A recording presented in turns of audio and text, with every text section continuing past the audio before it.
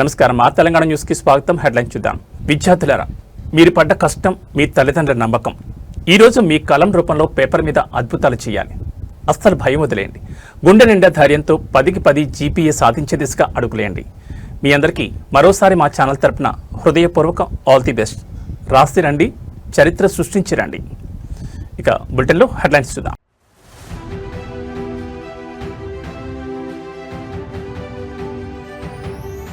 ఢిల్లీలో సీతక్క వినతి. అంగన్వాడీ సిబ్బంది వేతనాలు పెంచాలని కేంద్ర మంత్రికి విన్నపం.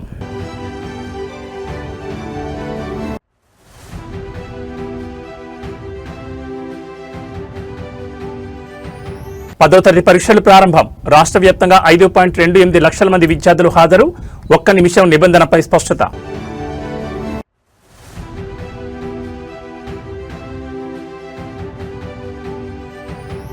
హైదరాబాద్ కు గ్యాస్ కష్టం. ఇరానీ చాయ్ హోటళ్లు బంద్. బిర్యానీ సెంటర్లలో కట్టెల పొయ్యిలు, సామాన్యుల తిప్పలు.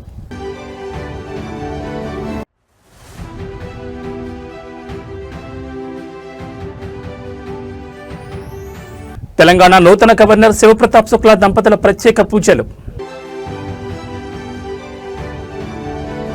ఇక డీటెయిల్స్ చూస్తే తెలంగాణ రాజకీయాల్లో పాదయాత్రల వేడి రాజుకుంది. వచ్చే ఎన్నికల్లో రాష్ట్రంలో ఖచ్చితంగా బీజేపీ ప్రభుత్వం కొలువుదీరుతుందని కేంద్ర మంత్రి బండి సంజయ్ కుమార్ అత్యంత ధీమా వ్యక్తం చేశారు.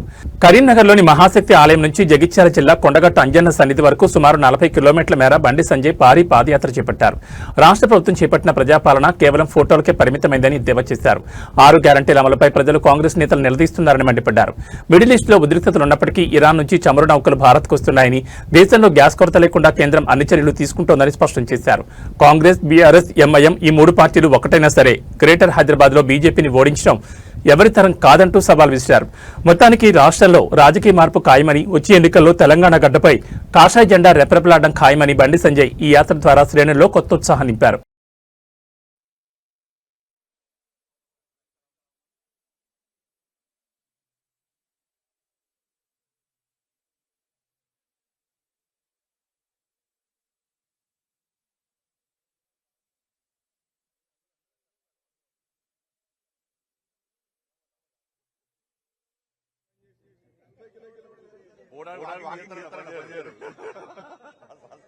టార్గెట్ ఎన్నుకున్నారా? సరేనా?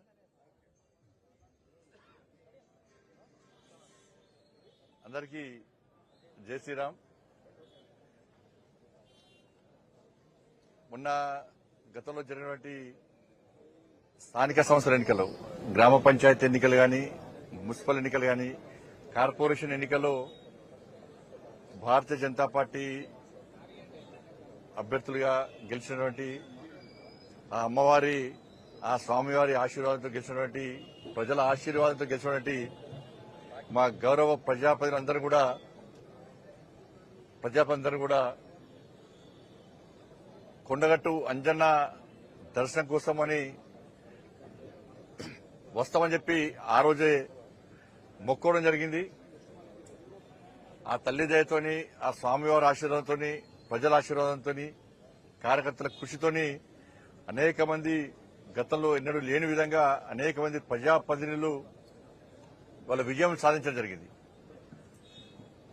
వార్డు మెంబర్లు కానీ, ఉప సర్పంచ్లు కానీ, సర్పంచ్లు కానీ, కౌన్సిలర్లు కానీ, కార్పొరేటర్లు కానీ, మేయర్ గారు కానీ, డిప్యూటీ మేయర్ గారు కానీ అందరూ గెలిచినటువంటి ఈ శుభ సందర్భంలో ఆ మొక్కు తీర్చుకోవడానికి ఈరోజు కరీంనగర్లోని నేను నమ్ముకున్న, నన్ను ముందు నడిపే, ఆ తల్లి దయతో ముందు నడిచేటువంటి నా తల్లి మహాశక్తి అమ్మవారి యొక్క సన్నిధానం నుంచి చాలా శక్తివంతమైన దేవాలయం, కోరిన కోరికలు తీర్చేటువంటి సన్నిధానమైనటువంటి కొండగట్టు అంజన్న స్వామి దేవాలయం వరకు కూడా ఈ పాదయాత్ర నిర్వహించాలని చెప్పి నిర్ణయించుకున్న సందర్భంలో ఈరోజు ఆ యాత్రను ప్రారంభిస్తున్నాం. ఇది రాజకీయాలతో ముడిపడినటువంటి యాత్ర కాదు. ఇది ఒక మొక్కును తీసుకోవడానికి తీసుకున్నటువంటి యాత్ర. ఒక మంచి ఆలోచనతోని ఒక సంకల్పం తీసుకున్నాం. సమాజ సేవ చేయాలి, దేశ సేవ చేయాలి, ధర్మరక్షణ చేయాలని చెప్పి ఒక సంకల్పం తీసుకుని స్వామివారి కరుణా కటాక్షలతో ఎన్నికల్లో పోటీ చేసినాం. ఇలా వారి దయతో ఇలా విజయం సాధించినాం కాబట్టి ఆ మొక్కు తీసుకోవాల్సిన అవసరం ఉంది కాబట్టి ఈరోజు అంజన్న యాత్ర కోసం పోతున్నాం. ఇవాళ గతంలో కూడా పార్లమెంట్ సభ్యునిగా మొదటిసారి గెలిచినప్పుడు కూడా నేను యాత్ర చేయడం జరిగింది. కాబట్టి ఈ యాత్రను విజయవంతం చేయడానికి ఇలా వేలాదిగా కార్యకర్తలు తరలి వస్తున్నారు. ఇవాళ కొత్తపల్లి, రేకుర్తి, పూడూరు, కురిక్యాల, వెదుర, గంగాధర అంతా కూడా మలయాళ అంతా కూడా వారు ఆ ప్రాంతాల నుంచి వాళ్ళు యాడ్ అవుతా ఉంటారు. వాళ్ళు ఎవరికి రావద్దని చెప్పినాం. బట్ 10th ఎగ్జామ్స్ కూడా ఉన్నాయి. నిన్న మీడియా కూడా ఇవ్వడం జరిగింది. 10th ఎగ్జామ్స్ పిల్లలు కూడా ఏ ఇబ్బంది కాకుండా ఉండాలని ఆశతో క్రమశిక్షణతో మీడియా, పోలీస్ అధికారుల యొక్క సహకారంతో ఈరోజు ఈ యాత్రను ప్రారంభిస్తున్నాం. మరి మీరందరూ కూడా సహకరించాలని చెప్పి మీ అందరికీ కూడా విజ్ఞప్తి చేస్తూ అంజన్న స్వామి ఆశీర్వాదంతో, మా తల్లి మహాశక్తి అమ్మవారి ఆశీర్వాదంతో, మోడీ గారు ఇచ్చినటువంటి స్ఫూర్తి, నితిన్ నబీన్ గారి యొక్క ఆదేశము, రాష్ట్రంలో రామచంద్ర గారి యొక్క నేతృత్వము, ఇవన్నీ ఈరోజు ఈ విజయ పరంపర కొనసాగిస్తున్నాం. రాబోయే రోజుల్లో కూడా ఆ తండ్రి ఆశీర్వాదం అందరి మీద ఉండాలని చెప్పి మనస్ఫూర్తిగా కోరుకుంటూ ఈ యాత్రకు మీరు సహకరించాల్సిందిగా కోరుతా ఉన్నాం.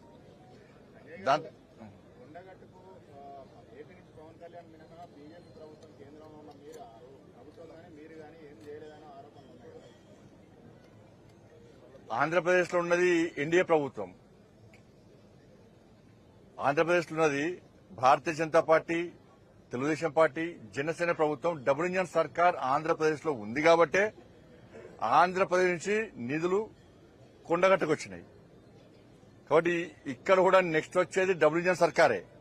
కాబట్టి కొండగట్టును తిరుమల తిరుపతి దేవస్థానం తరహాలో అభివృద్ది చేస్తాం.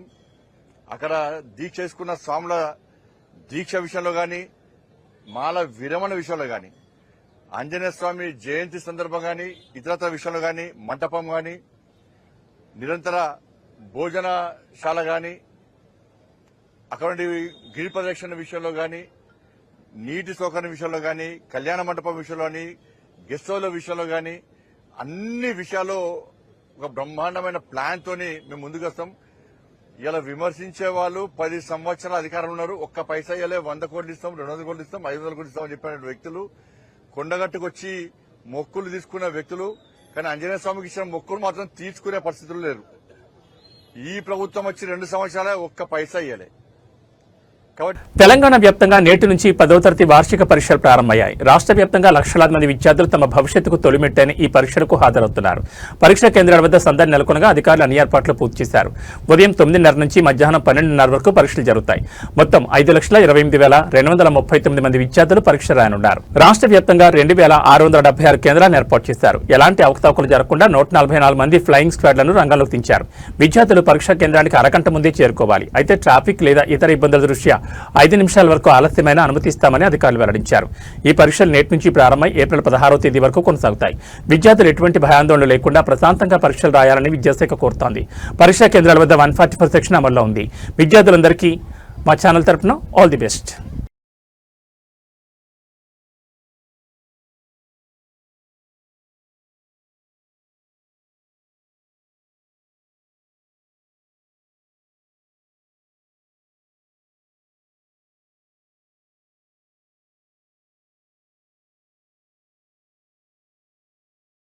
తెలంగాణ రాష్ట్ర మహిళా శిశు సంక్షేమ శాఖ మంత్రి సీతక్క నేడు ఢిల్లీలో కేంద్ర మహిళా శిశు సంక్షేమ శాఖ మంత్రి అన్నపూర్ణదేవితో భేటీ అయ్యారు. రాష్ట్రంలోని సంక్షేమ పథకాలు, నిధుల విడుదలపై ఈ సమావేశంలో కీలక చర్చలు జరిగాయి. 3 ఏళ్లలోపు పిల్లల సంరక్షణ కోసం ఏర్పాటు చేసిన పాలనా కేంద్రాల్లో పనిచేసే సిబ్బందికి గౌరవ వేతనాలు పెంచాలని మంత్రి సీతక్క కేంద్రానికి విజ్ఞప్తి చేశారు. ములుగు జిల్లాకు ప్రత్యేకంగా 10 కోట్లు కేటాయించినందుకు కేంద్ర మంత్రికి సీతక్క ఈ సందర్భంగా కృతజ్ఞతలు తెలిపారు. రాష్ట్రానికి వివిధ కేంద్ర పథకాల కింద రావాల్సిన నిధులను త్వరితగతిన విడుదల చేయాలని కోరారు. కేంద్ర మంత్రి నివాసంలో జరిగిన ఈ సమావేశంలో రాష్ట్రంలోని మహిళా శిశు సంక్షేమ కార్యక్రమాల పురోగతిని వివరించారు. రాష్ట్రంలో క్షేత్రస్థాయిలో పనిచేసే సిబ్బంది సంక్షేమం కోసం మంత్రి సీతక్క చేసిన ఈ విన్నపంపై కేంద్రం ఏ విధంగా స్పందిస్తుందో చూడాలి.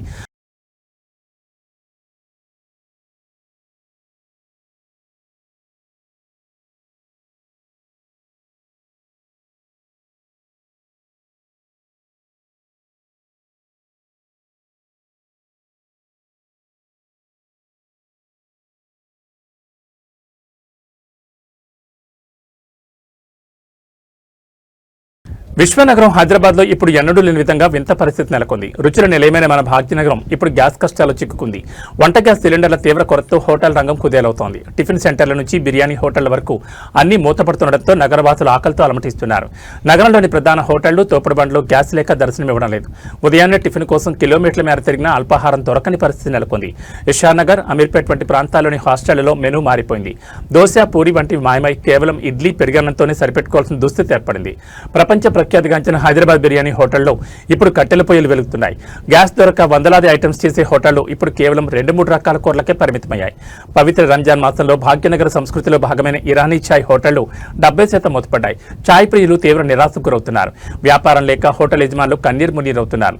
రోజుకి 80,000 రూపాయలు ఆదాయం వచ్చే మెస్లలో ఇప్పుడు కేవలం 20,000 కూడా రావడం లేదని, వర్కర్లకు జీతాలు ఇవ్వడం కూడా భారంగా మారిందని ఆవేదన వ్యక్తం చేస్తున్నారు. మొత్తానికి గ్యాస్ సిలిండర్ల కొరత హైదరాబాద్లోని మధ్యతరగతి ప్రజలు, విద్యార్థులు మరియు చిన్న వ్యాపారుల నడ్డి విరుస్తోంది. ప్రభుత్వం తక్షణమే స్పందించి గ్యాస్ సరఫరాను పునరుద్ధరించకపోతే పరిస్థితి మరింత చేయి దాటిపోయే ప్రమాదం ఉంది.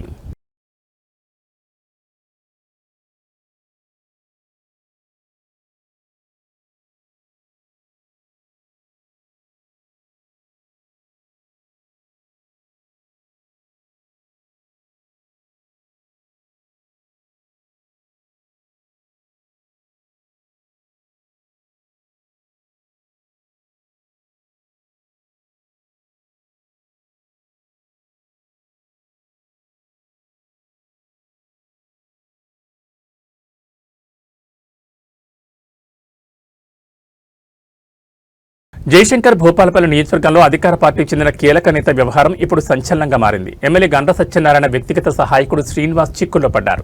ఒక యువతిని పెళ్లి పేరుతో మోసం చేయడమే కాకుండా కులం పేరుతో దూషించారన్న ఆరోపణలపై పోలీసులు ఆయన అరెస్ట్ చేశారు. బాధితురాలు తెలిపిన వివరాల ప్రకారం శ్రీనివాస్ ఆమెను పెళ్లి చేసుకుంటారని నమ్మించి కొంతకాలంగా శారీరకంగా వాడుకున్నాడు. ఇటీవల బాధితురాలను కాదని మరో యువతితో వివాహం చేసుకునేందుకు శ్రీనివాస్ ప్రయత్నించాడు. దీన్ని నిలదీసిన బాధితురాలని పెళ్లికి నిరాకరించడమే కాకుండా తీవ్రంగా బెదిరించాడు. బాధితురాలి ఫిర్యాదుతో చిట్యాల పోలీసులు శ్రీనివాస్పై ఎస్సీ అట్రాసిటీ కేసు నమోదుతో పాటు సెక్షన్ 420 కింద కేసులు నమోదు చేశారు. నిందితుడు శ్రీనివాస్ ని ఈ రోజు పోలీసులు అరెస్ట్ చేసి కోర్టులో హాజరుపరిచిన అనంతరం రిమాండ్కు తరలించారు. అధికార పార్టీ ఎమ్మెల్యేకు అత్యంత సన్నిహితుడైన పిఏ ఇలాంటి ఆరోపణలతో అరెస్ట్ కావడంతో భూపాలపల్లి రాజకీయాల్లో ఈ అంశం హాట్ టాపిక్ గా మారింది. ఈ ఘటనపై విపక్షాలు ఏ విధంగా స్పందిస్తాయో చూడాలి.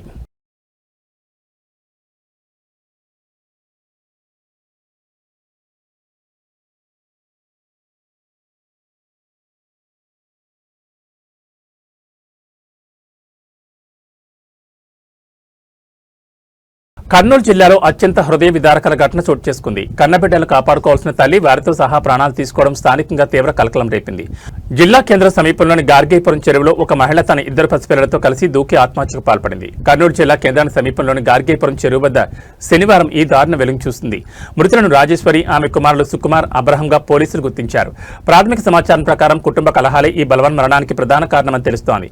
మనస్తాపానికి గురైన రాజేశ్వరి తన 2 చిన్నారులతో కలిసి చెరువులో దూకినట్లు అనుమానిస్తున్నారు. స్థానికులు సమాచారంతో ఘటనా స్థలానికి చేరుకున్న పోలీసులు మృతదేహాలను వెలికితీసి పోస్టుమాస్టర్ నిమిత్తం ఆసుపత్రికి తరలించారు. పోలీసులు కేసు నమోదు చేసుకుని దర్యాప్తును ప్రారంభించారు. కుటుంబ సభ్యులను విచారిస్తున్నామని, పూర్తి వివరాలు త్వరలోనే వెల్లడిస్తామని అధికారులు తెలిపారు. అభం శుభం తెలియని పసిపిల్లలు ఇలా విగత జీవితులుగా పడి ఉండడం చూసి స్థానికులు కన్నీరు మున్నీరవుతున్నారు. క్షణికావేశంలో తీసుకునే నిర్ణయాలు ఇలాంటి దారుణాలకు దారితీస్తున్నాయి. సమస్యలు ఏమైనా ఉంటే చర్చించుకోవాలి తప్ప ప్రాణాలు తీసుకోవడం పరిష్కారం కాదని సామాజికవేత్తలు సూచిస్తున్నారు.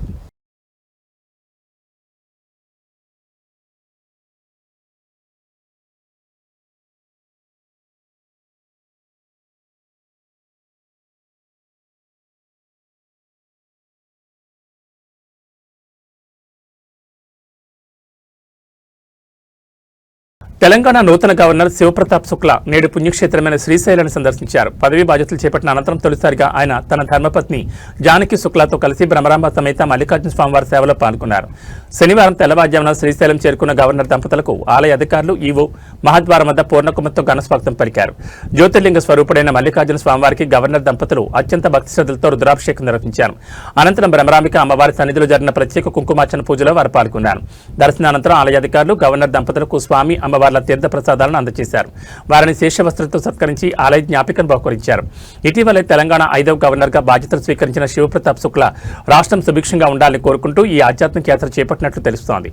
గత బుధవారం ప్రమాణ స్వీకారం చేసిన వెంటనే ఆయన భాగ్యలక్ష్మి అమ్మవారిని కూడా దర్శించుకున్న సంగతి తెలిసిందే. శ్రీశైల పర్యటన ముగించుకుని గవర్నర్ దంపతులు తిరిగి హైదరాబాద్కు ప్రయాణమయ్యారు.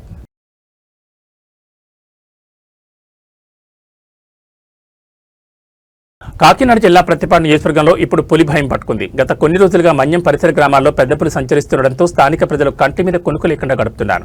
పులి ఎప్పుడు ఎటువైపు నుంచి దాడి చేస్తుందోనని అటవీ ప్రాంత ప్రజలు వణికిపోతున్నారు. శంకవరం మండలంలోని అచ్చంపేట, కొత్తూరు, ఎస్ జగ్గంపేట పరిసరాల్లో పులి కదలికలు స్పష్టంగా కనిపించాయి. 3 వేర్వేరు చోట్ల పులి కనిపించడంతో కలకలం రేగింది. పులి భయంతో రైతులు పొలాలకు వెళ్లడం మానేశారు. పశువుల కాపర్లు అడవి వైపు వెళ్లడానికి సాహసించడం లేదు. ప్రజలు ఇళ్ల నుంచి బయటకు రావాలంటేనే హడలిపోతున్నారు. రంగంలో దిగిన అటవీశాఖ అధికారులు పులిని బంధించేందుకు ఇప్పటికే పలు చోట్ల బోర్లను ఏర్పాటు చేశారు. అధునాతన ట్రాప్ కెమెరాల ద్వారా పులి కదలికలను నిరంతరం పర్యవేక్షిస్తున్నారు. పరిస్థితి తీవ్రతను బట్టి కొన్ని గ్రామ రహదారులను తాత్కాలికంగా మూసివేసే ఆలోచనలో అధికారులు ఉన్నారు. రాత్రి సమయాల్లో ఎవరూ ఒంటరిగా బయటకు రావద్దని, అవసరమైతే సమూహాలుగా ఉండాలని గ్రామాల్లో దండారు వేయించి మరీ హెచ్చరిస్తున్నారు. అటవీశాఖ అధికారులు పులిని బంధించి సురక్షిత ప్రాంతానికి తరలించే వరకు ప్రజలు అప్రమత్తంగా ఉండాలని కోరుతున్నారు.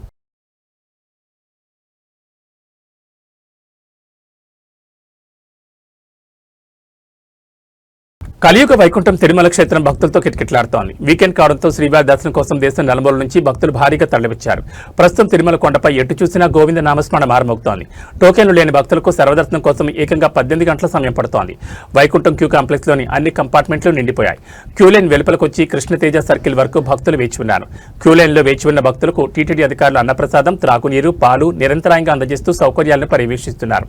మొత్తం 67,264 మంది భక్తులు స్వామివారిని దర్శించుకున్నారు. భక్తులు సమర్పించిన కానుకల ద్వారా 4.28 కోట్ల ఆదాయం లభించింది. మొక్కులు తీర్చుకోవడానికి 29,410 మంది భక్తులు తలనీలాలు సమర్పించారు. భక్తుల రద్దీ దృష్ట్యా సర్వదర్శనం కోసం వచ్చే భక్తుల సమయాన్ని దృష్టిలో ఉంచుకుని తమ ప్రయాణాన్ని ప్లాన్ చేసుకోవాలని అధికారులు విజ్ఞప్తి చేస్తున్నారు.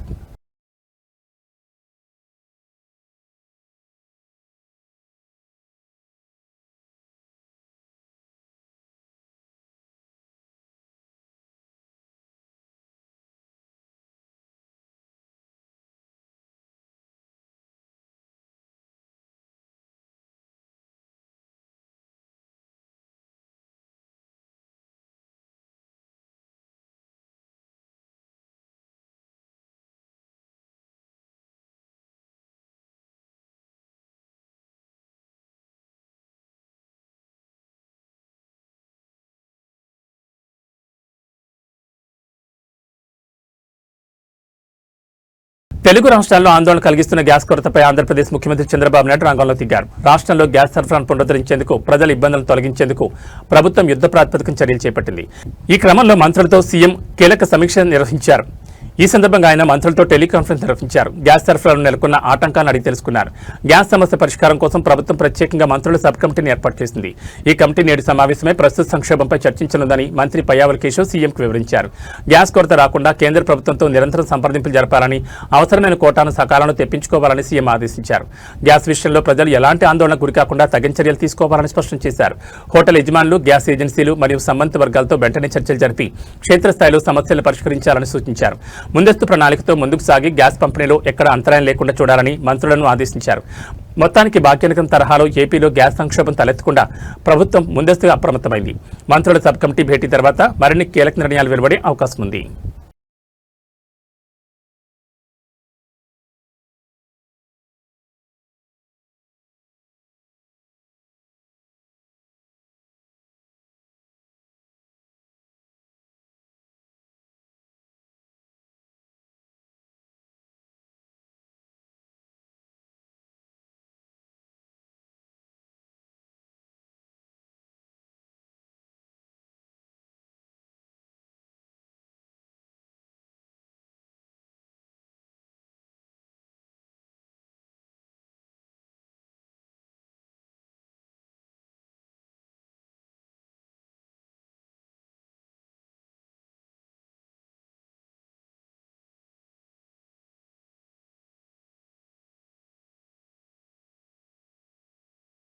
ఈ రోజు 10వ తరగతి పరీక్షలు ప్రారంభమైన వేళ ఒక హృదయ విదారక ఘటన మెదక్ జిల్లాలో చోటు చేసుకుంది. ఒక పక్క తండ్రి మృతదేహం అంత్యక్రియల కోసం ఎదురుచూస్తుంటే మరోపక్క ఆ కొడుకు కన్నీళ్లను గుండెల్లోనే దాచుకుని పరీక్షా కేంద్రానికి వెళ్లిన తీరు అందరినీ కంటతడి పెట్టిస్తోంది.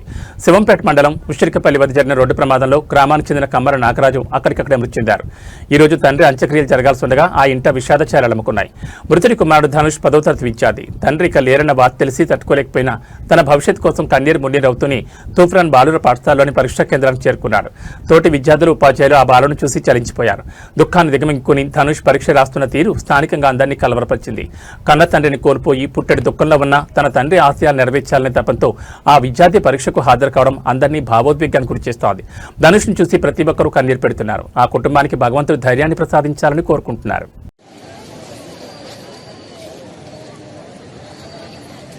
కోలీవుడ్ స్టార్ హీరో మనందరి తల అజిత్ కుమార్ గురించి ఒక క్రేజీ అప్డేట్ సోషల్ మీడియాలో వైరల్ అవుతోంది. మధ్యప్రాచ్యంలో నెలకొన్న యుద్ధ వాతావరణం కారణంగా దుబాయ్లో చిక్కుకుపోయిన అజిత్ ఎట్టకేలకు సురక్షితంగా స్వదేశానికి చేరుకున్నారు. ఆయన రాకతో అభిమానులు ఊపిరి పీల్చుకోగా ప్రముఖ వాహన సంస్థ మహేంద్ర ఆయనకు అదిరిపోయే సర్ప్రైజ్ ఇచ్చింది. కార్ రేసింగ్ లో పాల్గొనేందుకు దుబాయ్ వెళ్లిన అజిత్ అక్కడ ఇరాన్, ఇజ్రాయెల్ ఉద్రిక్తతల మధ్య చిక్కుకుపోయారు. విమాన సర్వీసులు అంతరైన తర్వాత పరిస్థితులు చక్కబడడంతో ఆయన నేడు సురక్షితంగా చెన్నై చేరుకున్నారు. అజిత్ రేసింగ్ అభిరుచిని గౌరవిస్తూ మహేంద్ర సంస్థ BE6 ఫార్ములా ఈ థీమ్ SUVని ఆయనకు బహుమతిగా అందించింది. ఇది ప్రపంచంలోనే మొదటి ఫార్ములా ఈ థీమ్ SUV కావడం విశేషం. దీని విలువ సుమారు 30 లక్షల రూపాయల వరకు ఉంటుందని సమాచారం. మహేంద్ర ఆటో విభాగం హెడ్ వేలుస్వామి స్వయంగా ఈ కార్ తాళాలను అజిత్కు అందజేశారు. ఈ సరికొత్త కారు అధికారిక లాంచ్ కార్యక్రమంలో అజిత్ పాల్గొని సందడి చేశారు. యుద్ధ మేఘాల మధ్య తమ అభిమాన హీరో ఎలా ఉన్నారో అని కంగారుపడ్డ ఫ్యాన్స్ కు అజిత్ చెన్నై చేరుకోవడమే కాకుండా కొత్త రేసింగ్ కార్తో కనిపించడం రెట్టింపు ఉత్సాహాన్ని ఇస్తోంది. అజిత్ తన తదుపరి చిత్రం విధా మయూర్చి షూటింగ్ లో త్వరలోనే పాల్గొనున్నారు. మొత్తానికి రేసింగ్ ట్రాక్ పైనే కాదు రియల్ లైఫ్ అడ్వెంచర్స్ లోనూ తల అజిత్ రూటే సెపరేట్ అని మరోసారి నిరూపితమైంది.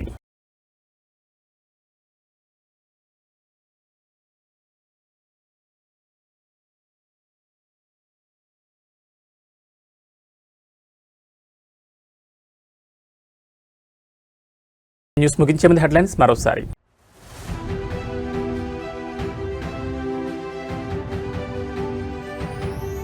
ఢిల్లీలో సీతక్క వినతి, అంగన్వాడీ సిబ్బంది వేతనాలు పెంచాలని కేంద్ర మంత్రికి విన్నపం.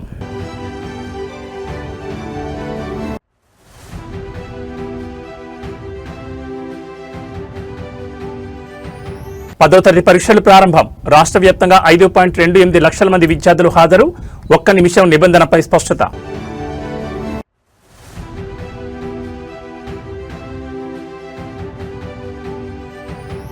హైదరాబాద్ కు గ్యాస్ కష్టం. ఇరానీ చాయ్ హోటళ్లు బంద్. బిర్యానీ సెంటర్లలో కట్టెల పొయ్యిలు, సామాన్యుల తిప్పలు.